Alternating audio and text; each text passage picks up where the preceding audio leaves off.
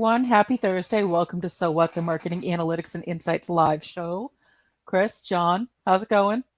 It's going last Thursday before holiday weekend here in the USA. That's right. This week, we are talking about the Bullseye Framework. And so, choosing tactics and campaigns. What is the Bullseye Framework? Using the Bullseye Framework to determine campaigns and proven tracks to scale with the Bullseye Framework. And so, John, this is something that you're going to be leading today. What the heck is the Bullseye Framework? What is the Bullseye Framework? Yeah, one of the biggest questions we always get, or anytime we're, working as an advisor to companies, it's always, what should I be doing? What kind of marketing campaign should I be running? And so the big question is, okay, you have limited time, you have limited resources. What are the types of things that you should be doing? And the Bullseye Framework comes from a bunch of work that it actually came from the book Traction by Gabriel Weinberg and Justin Mayers, where they did research into hundreds of startups and actually analyzed like what campaigns worked for them, how did they get to traction to get to growing.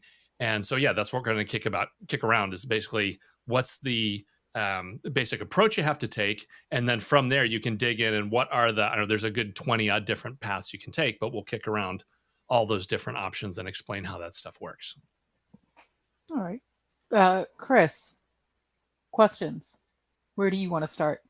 Well, I mean, the challenge with today's marketing is that there's so many different options now for, if you think even just a channel like digital advertising, you've got a gazillion different ad tech vendors and all these different things. So how do we go about sorting this out to even start narrowing down, especially if there's new channels where we're not even sure what they do, right? Like, hey, we've got this new meta-based, VR advertising.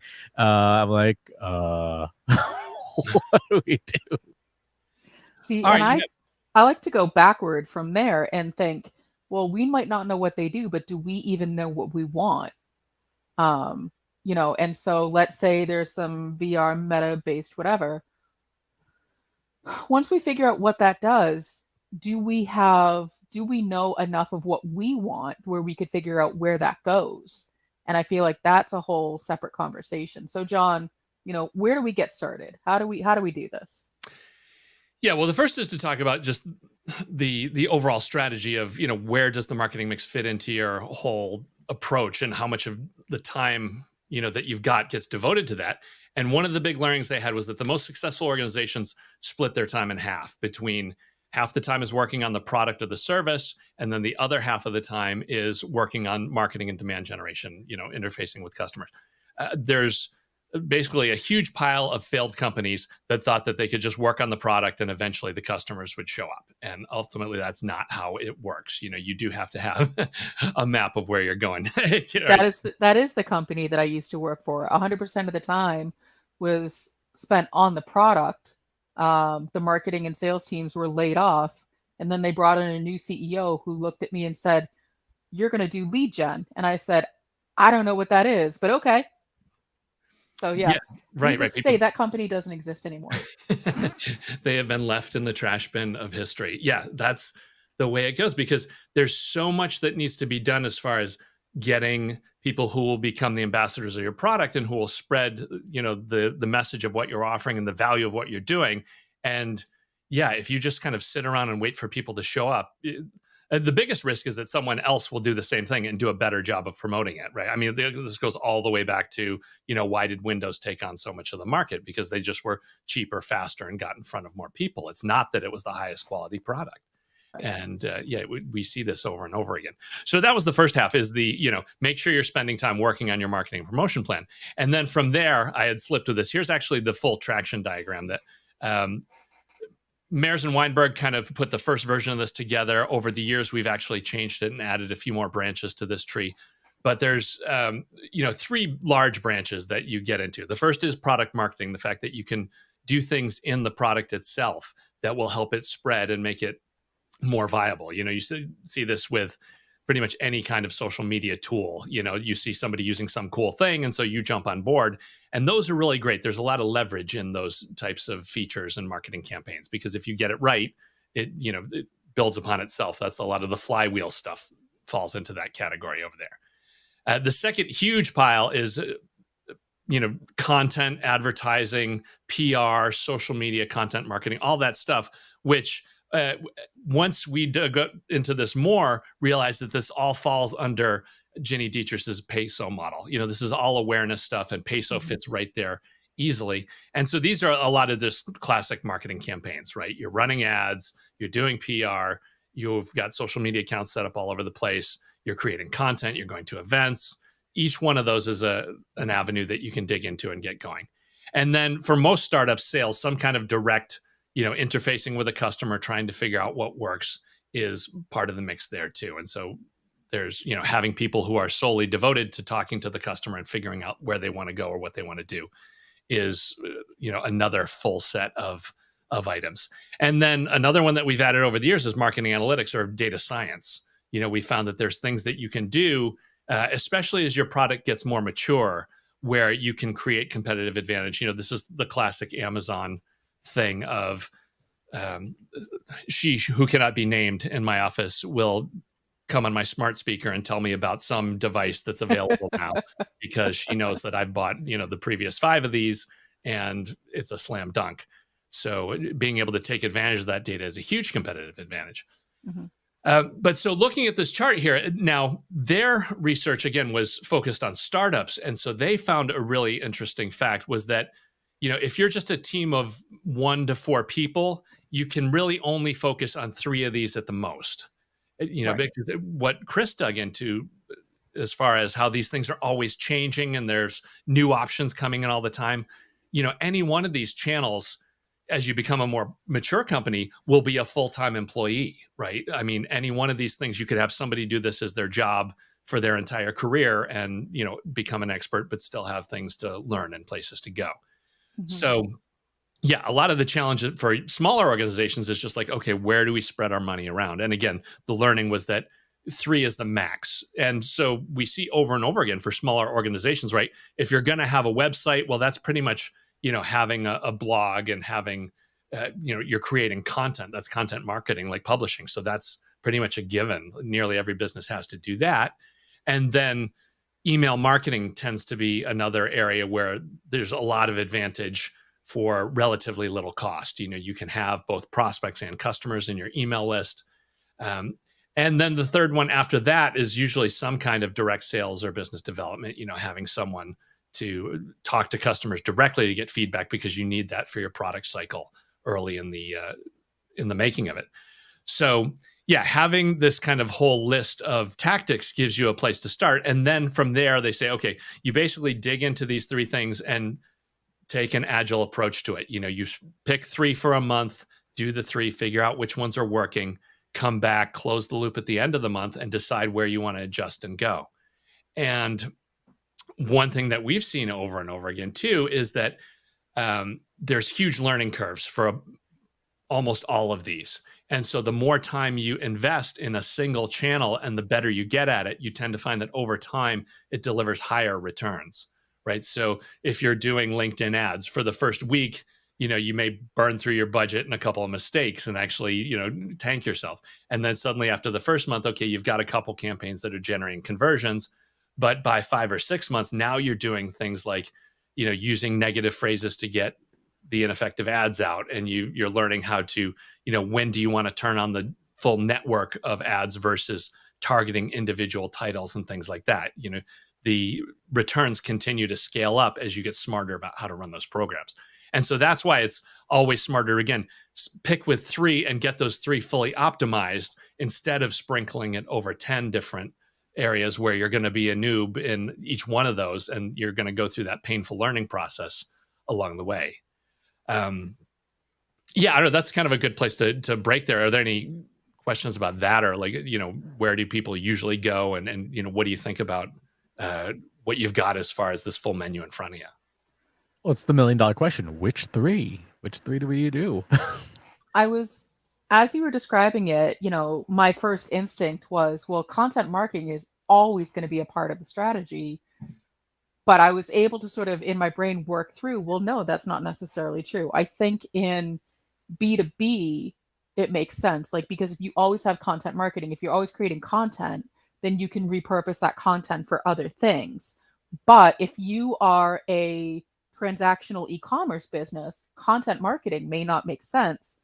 It probably makes more sense if you have, social media to do, sales through. If you have maybe a newsletter of here's our new stuff to do sales through. And then maybe you focus on like more of your website or brick and mortar or something like that.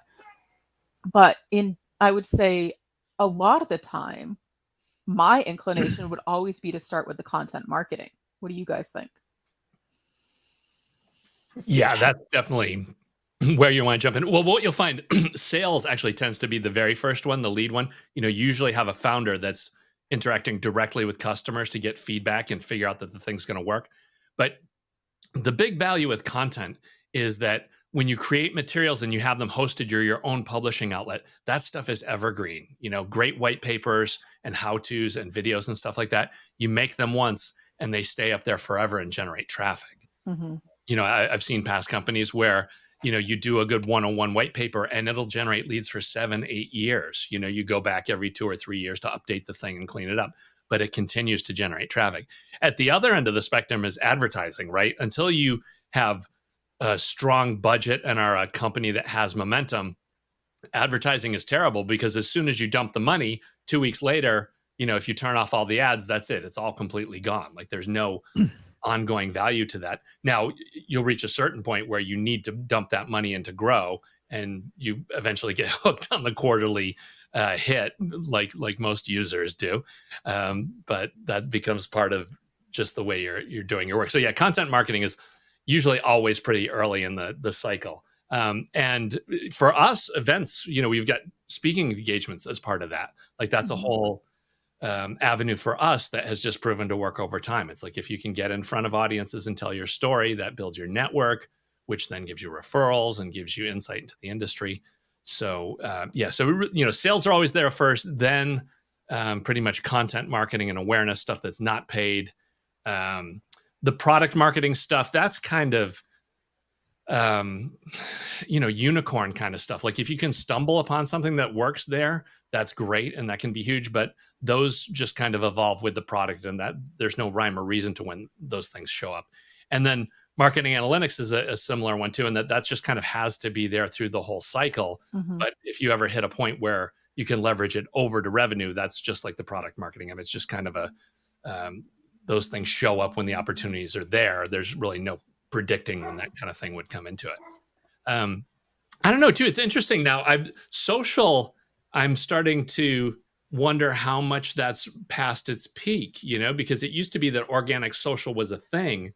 And I don't know. We see so many cases of where people are publishing social stuff and it gets no views, no shares, nothing. I mean, are we going to lose that branch, do you think?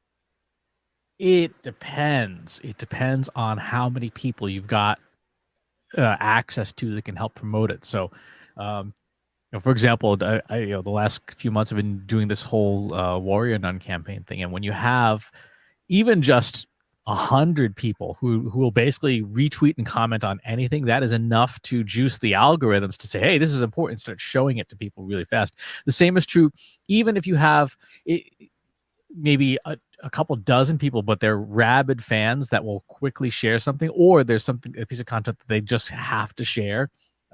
Organic social can still work. For the average marketing content, no, the average marketing content doesn't go anywhere. Back in the old days, we used to have this graph, and I will have to redraw it one day, but it was basically two power law curves, one going sort of down and to the right, one going up and to the right. And the down to the right one was advertising, and the up and to the right was organic content and SEO and content marketing. And the premise that we told people back then was you need to have that spend up front to build your audience quickly, because you're going to be waiting for 18 months for SEO to pick up on average. Now, every SEO vendor in the world say, no, with our tool or our software or our agency, it'll be up and running in 3 months. Yeah, but realistically, it's 18 months. Whereas with advertising, yeah, you spend a lot of money up front, and then you just spend a lot of time spending money, not getting anywhere there. So The trick was to try and get those two curves to overlap as much as possible, to try and get the ads to build enough audience to create people who stuck around and would boost the SEO stuff faster. What's interesting, I asked in our free Slack group this morning, which you can join for free at trustinsights.ai/analytics for marketers. I asked if you had to drop one active tactic from your marketing, which one would it be? And right out of the gate, the first one was organic social. Because it works for some companies. Some companies, that's exactly where they should be. But for a lot of companies, it's not. So it was interesting and unsurprising at the same time that organic social was the first one that people, if given the choice, would drop from their tactics. Social is tough too, because there's so many variations of it. So like, what constitutes social? If you're thinking just Twitter, LinkedIn, Facebook, and Instagram, then yeah, that's a pretty narrow category. But then you expand that. What about YouTube? YouTube's a social network. What about TikTok? That is social. What about group chats, Discord, Slack? All that also falls into the bucket of social. And so social is one of those really hard things to even put your arms around. And to what John was saying, as you get bigger, you will have people or entire teams just for individual channels within that category. Like, you will have Facebook ad experts who are just running ads on Facebook, because you can get so narrow and so deep into any one of these categories. Yeah, as I'm thinking about more too now, it just seems like social is going to have to become a branch of content marketing, right? You're going to have content that you share on social. And so, you've already got publishing text, video, audio. So, things like YouTube and things fit over there. And I think social is just going to have to become a branch of that now, just I always think of content as horizontal and like the channels as vertical, right? Because you have text, audio, video, interactive and stuff as horizontals that can go across multiple categories, right? Because you have text that can be a blog post, which is, a blog as a vertical, your email newsletter is a vertical, and so on and so forth. So that's those same horizontals can go across many different categories. Yeah, that whole matrix, that makes a lot of sense. So as far as running these, again, most commonly the success they saw starting out was with monthly check-in. You have your 3, and at the end of the month, you go back and look in and see what works. And for the majority of this stuff, you can pretty much look at, website traffic. And then if you have some kind of CRM system where you can measure both, leads, sales accepted leads, and then what goes to deals and what closed, with all of those points, you're usually able to get enough data to kind of figure out, okay, what's working. And of course, you just work the way down the hierarchy with that. If at the end of the month you've had 3 deals that have come from one thing, well, then that's it. Like, all the money goes to that one thing. If you're not at deals, then it's like, okay, well, how many conversations did we have? If you don't have that, it's how many contacts did we get? How many people made it into the database? And then at the bottom of the hierarchy is just the raw traffic, like what at least drove some traffic to our website. But by using that, you're able to, adjust and move on the fly. And yeah, unfortunately, for the first couple cycles, you may find that, you have one of the 3 does something, the other 2 may be completely garbage. And hopefully after 6 months or so, you've at least got 2 that are working, and maybe you've finally got one that is going to become a permanent program because it's, continuing to drive traffic, and you continue to level those up. Usually for most of these, you start doubling the budget and putting more people on them as, possible if you have that kind of expansion, but you just continue to level these things up and add them to the mix until, hopefully ultimately you've got, 4 or 5 different programs running on a regular basis. There is actually, I've got a chart that I had picked up from a large company that, let me show this one here as far as where these things tend to grow. So this is a kind of a classic map by team side of where stuff tends to go. Again, as a startup, it's just a single person. You're doing everything to attract attention, convert them to deals, get the deals closed. But then over time, the next checkpoint you get to would be a staff of 3. And in that point, it's usually best to divide them up amongst the 3 different disciplines. You've got one person that's doing content and just attracting traffic. The second one is working at getting leads into the the pipeline, and then the third is actually working on what actually closes, what gets people over the end. Or an alternate setup for that is just 2 for traffic and 1 for convert and close. And then, the map gets more complicated as you keep adding staff. But it's basically, that was from the $0 to $50 million, checkpoints as you're adding staff, giving you a rough idea of how they should be spread out. And so again, when you get to the huge team, now you're actually doing, SEO has 2 people dead on board. You've got a design team. You're starting to figure out, by product or by product manager where the sales team should be at. But this was just a good kind of thumbnail sketch of where you should go through time as you move up the ladder. It's interesting this basically maps to the funnel, right? In terms of like the size of the funnel at each stage. Your attract is those large stages, because that kind of goes contrary to the way a lot of people manage, where they're like, okay, we need to staff up sales. We need to be selling around the clock. And oh yeah, there's that marketing thing. I'm not sure what they do, but go call another 100 people, which has been the philosophy I've seen in previous companies when they're trying to figure out, like, what do we do? How are we going to make some money? They always seemed to be over reliant on sales, and marketing kind of got the short end of the stick. Yeah, absolutely. That's, again, classic failure strategy of, you hire 3 marketing people and 10 salespeople. And then for the next 9 to 12 months, those salespeople are working 5 leads, right?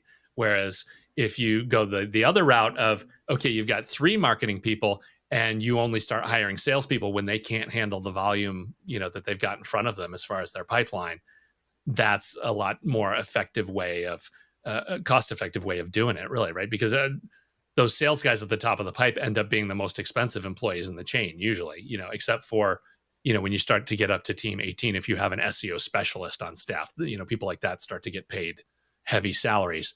But yeah, the idea with this was to build a strong funnel. You want to have a lot of traffic at the top, and then you'll be able to figure it out as you get to the bottom. Whereas if you have a ton of people at the bottom of the funnel staring up and a team that's understaffed and underpowered, driving traffic down there, that's just recipe for disaster usually. It makes me wonder, and you answered one of the questions I was going to ask you about covering attract, convert, and close.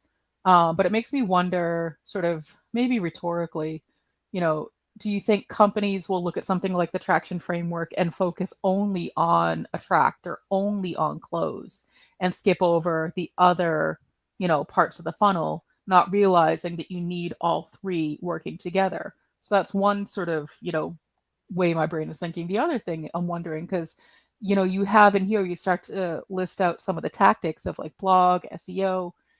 Do you find as you're talking to other companies that they're using these channels, these tactics incorrectly? Like they're trying to use organic SEO to close versus attract, for example. Yeah, and the problem is, the model just gets exponentially complex as time goes by, right? Because it's great when you have the team of 1 that's doing attract, convert, close. They have kind of the life cycle in their head of where it is and where it's supposed to be. Mm-hmm. And yeah, so that's like classic plug for us along the way, right? Once you get to team size 9, if you had a digital customer journey report, then you'd know, hey, SEO and email are at the top of the funnel. So we need to make sure we're doing attraction campaigns for that. But of course, for us too, email is also a key closing one, that you have to have email specifically designed for closing. And yeah, so having some analytics built around where certain programs fall at certain points in the funnel, yeah, that can be huge. And yeah, this is one of those things. Again, when you look through the dumpster of history of these startups that haven't made it, you see these things all the time. It's like, oh, if they had just done, these campaigns as part of the closing strategy, as opposed to part of the attracting attention, like they could have done so much better. It's like, yeah, sending cold email to drive leads didn't do anything for them and they flamed out. Whereas if they had been doing videos and then, following up with the folks that shared those videos via email, maybe they could have survived. You don't know. Unfortunately, we never are able to study that stuff, right? Nobody shares the results of why their startup went down in flames, right? Those lessons are lost to history, unfortunately. But yeah, you bring up a great point. And yeah, it's kind of something that I talk about a lot with this is that, if anybody tells you that their path is going to be successful for you, or like this is the way to grow the business and this is how to win, it's not that they're lying, but it's the fact that basically we're giving you this map and saying, okay, we know that 95% of companies die. And so this is the map that those 5%, used to be successful, but there's still like a 90% chance you're going to die. Like we're giving you a path to success and at least showing you all these pitfalls where you absolutely will fail, but it's still a mystery path to get to success. And that, we can make you more successful, but there's still by no means any guarantee that you're going to be able to, build a repeatable process that has regular revenue and, keeps customers satisfied. It's a magic combination that just takes iteration and guts and money and time. There's just so many variables.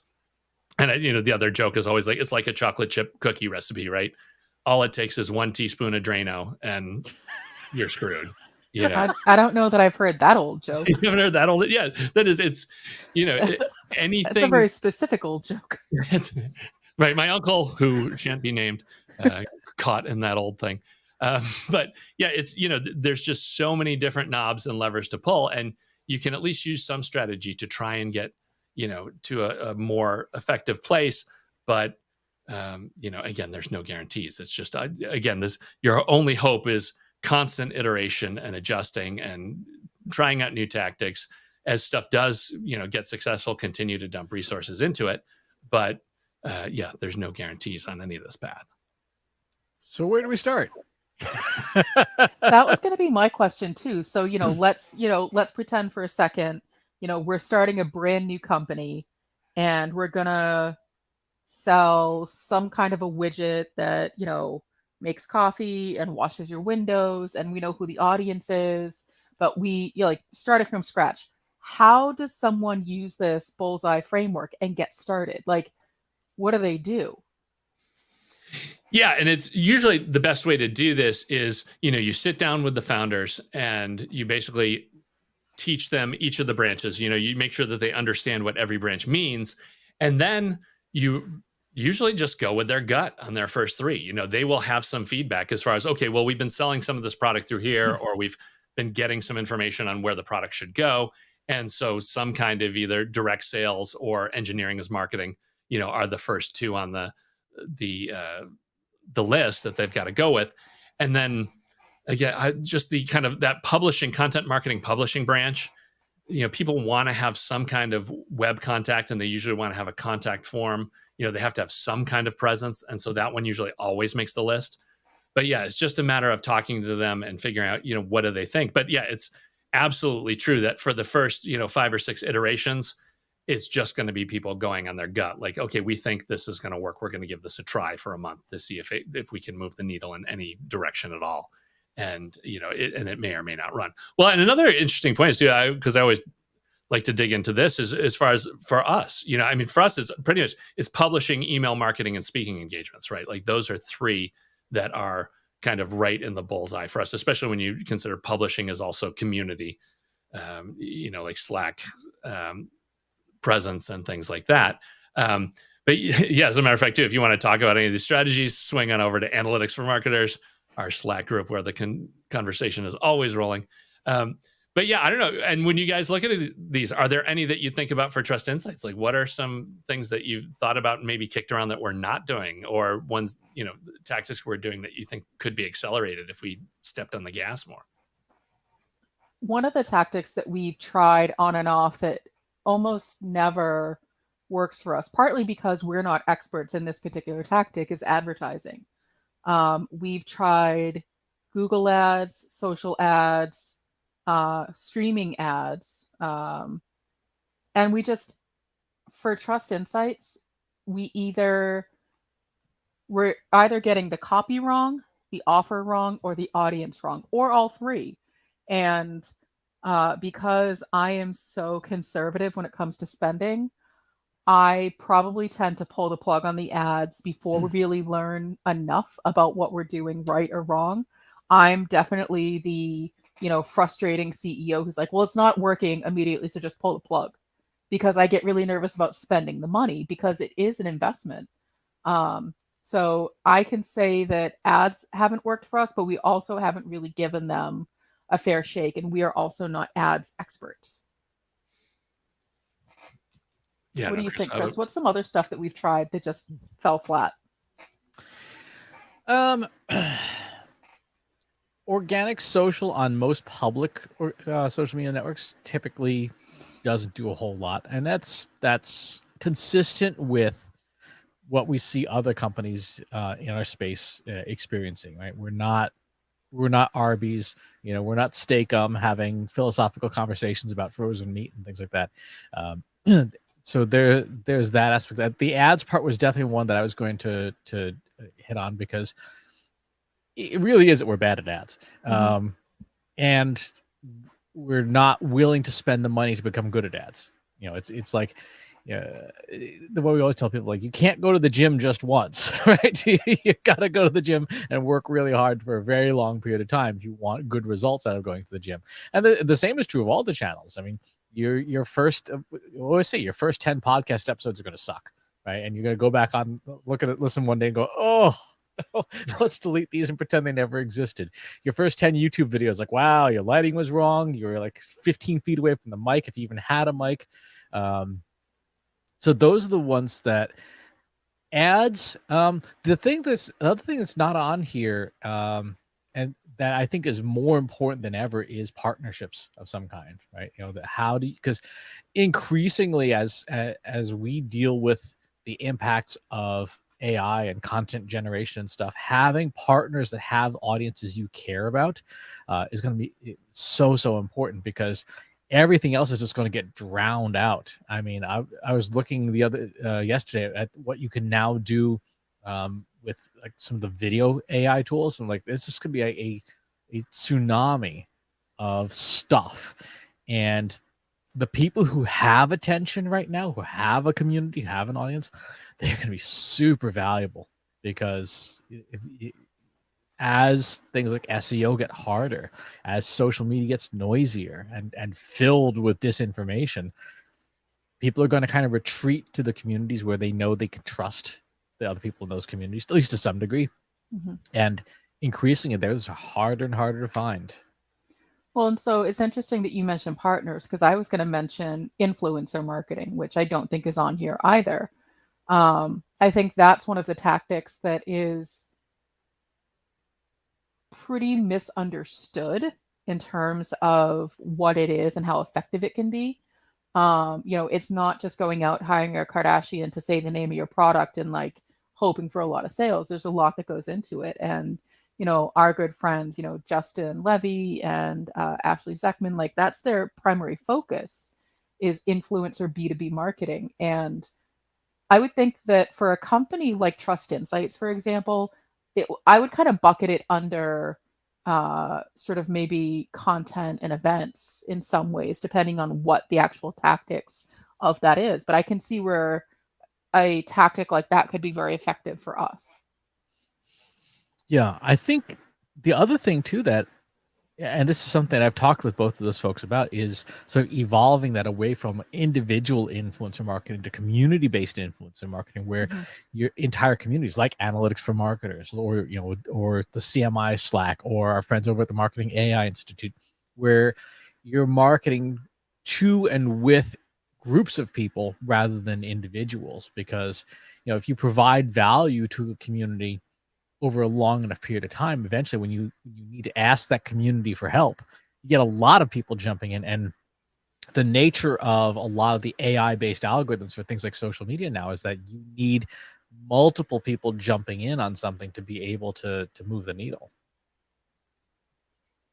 Yeah, the influencer, the evolution of influencers is interesting, because there's a segment of it that is just straight advertising, right? I mean, you're just paying some people to talk about your thing and promote your stuff, and that's fine. But then, yeah, you do get down into stuff where, yeah, it really is more community building. It's like you want to align your community with their community, because there's some overlap and it makes sense for everybody in there.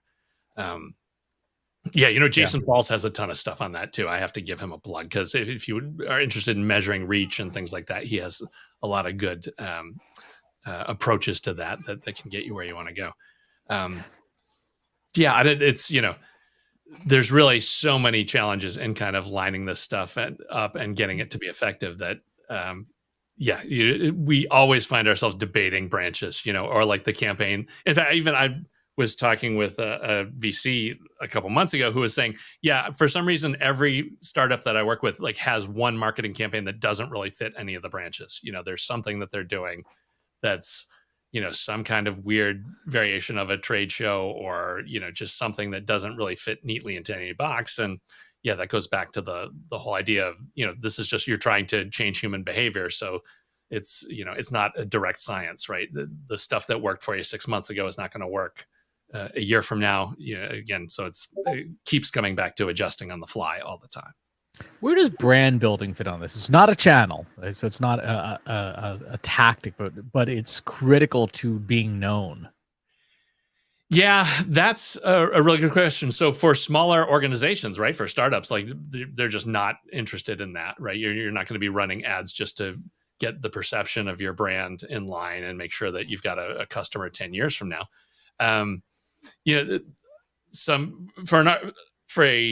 a framework like this, you could argue that it's really product marketing, right? It's the promise of the product. You have to make sure that the thing itself does what it's supposed to do, and people trust and feel that it's what they need further down the line. But yeah, I know there's a lot of discussion and argument about the importance of brand building, and what does that really mean, and where does it really go?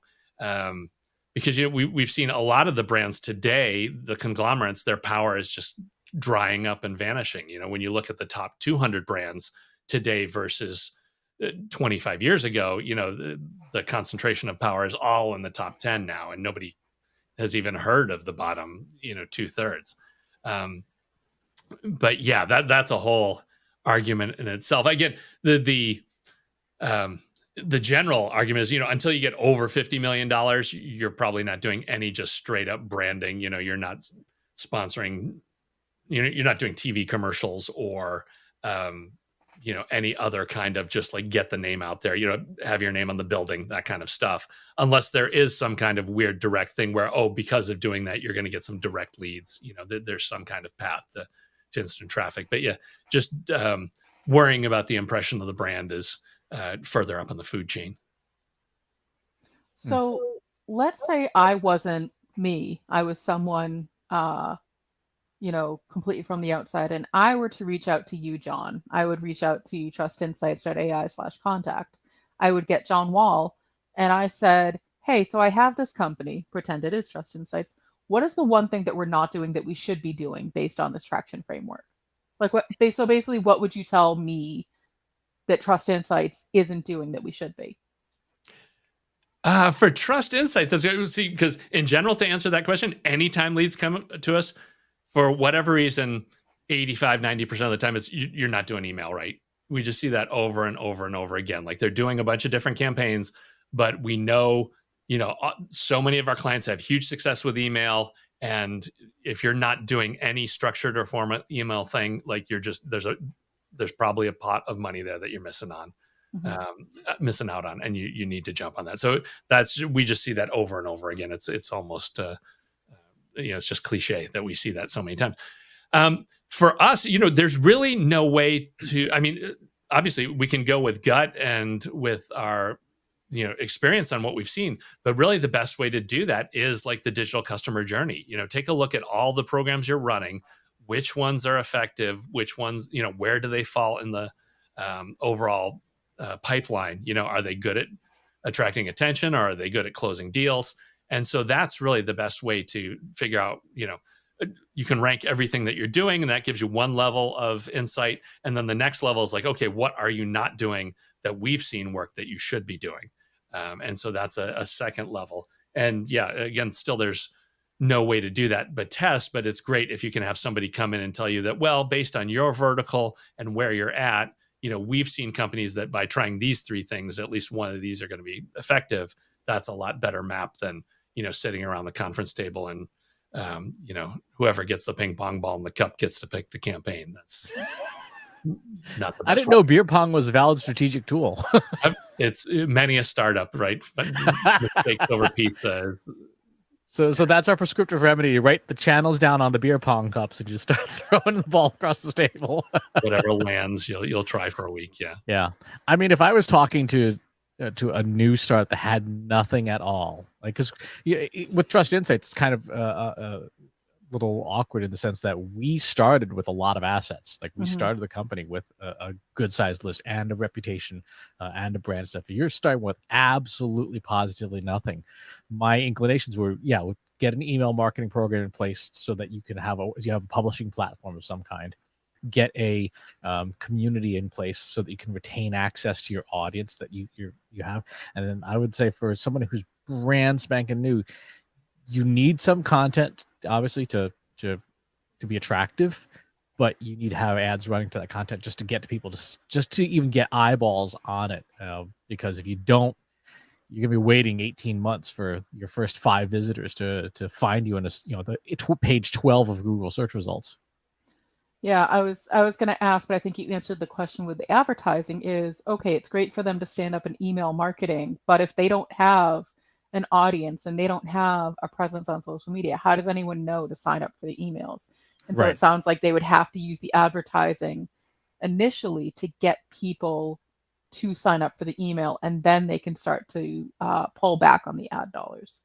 Yeah. If you think about, like, the funnel: awareness, engagement, conversion, just like those 3 buckets, you got to have some mechanism in each one of those stages in the beginning, just to catch what kind of falls through it. And, to what John was saying, it doesn't have to be everything. It should be everything, but you should have one mechanism per stage so that you're not just pouring traffic out, into a funnel out all over the floor.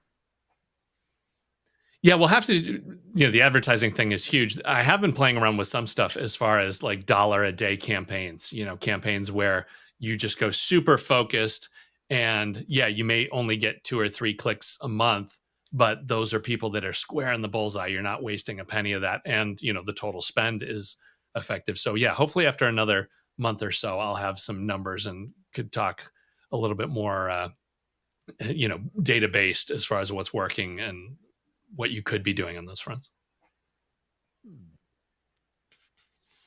All right. Well, that's the overall framework. If you want to learn more about this stuff, definitely ping us at any time. We're happy to look at what you're doing, and we can give you some ideas as to where you should be going. And of course, all this stuff works better if you have marketing analytics set up and running, and you have some dashboards to see, if you can easily at the end of the month go back and in 20 minutes say, okay, here's the 5 campaigns that are, did it right, and here's the channel we're going to drop. That takes all the headache out of this, and we would be happy to help out with that. But I don't know. So any final thoughts on that? I think the final thought is, don't try to do every single digital marketing tactic known to man if you're just getting started. Be a little bit more picky, be a little bit more strategic, but also before that, even know where your audience is. Yep, I'd agree with that, because you can have the right offer and the right creative, but if it's to the wrong people, it ain't gonna matter. All right, folks, that's it for this week's show. We will see you all next time. Thanks for watching today. Be sure to subscribe to our show wherever you're watching it. For more resources and to learn more, check out the Trust Insights podcast at trustinsights.ai/TI podcast, and a weekly email newsletter at trustinsights.ai/newsletter. Got questions about what you saw in today's episode? Join our free Analytics for Marketers Slack group at trustinsights.ai/analytics for marketers. See you next time.